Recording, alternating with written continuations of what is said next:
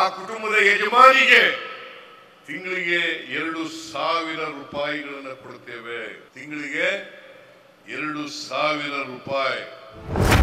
ಬಿಟ್ಟಿ ಗ್ಯಾರಂಟಿ ಆಸೆಗೆ ಬಿದ್ದು ವೋಟ್ ಹಾಕಿದ ಪರಿಣಾಮ ಸರ್ವ ಜನಾಂಗದ ಶಾಂತಿಯ ತೋಟವಾಗಿದ್ದ ಕರುನಾಡಲ್ಲಿ ಈಗ ಬರೀ ಶಾಂತಿ ದೂತರ ಅಟ್ಟಹಾಸವೇ ನಡೆಯುತ್ತಿದೆ.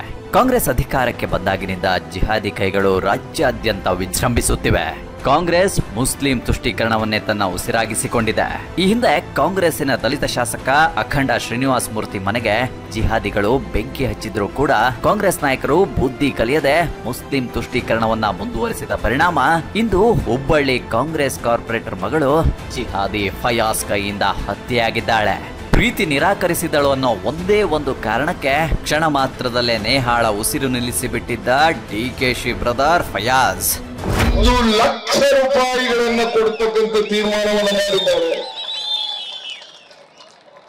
ಅಂದ್ರೆ ತಿಂಗಳಿಗೆ 8,500 ರೂಪಾಯಿ. 8,500 ರೂಪಾಯಿ.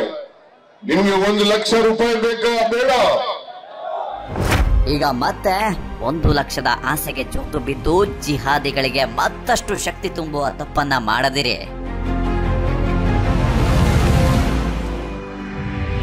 अब की बार 400 पार.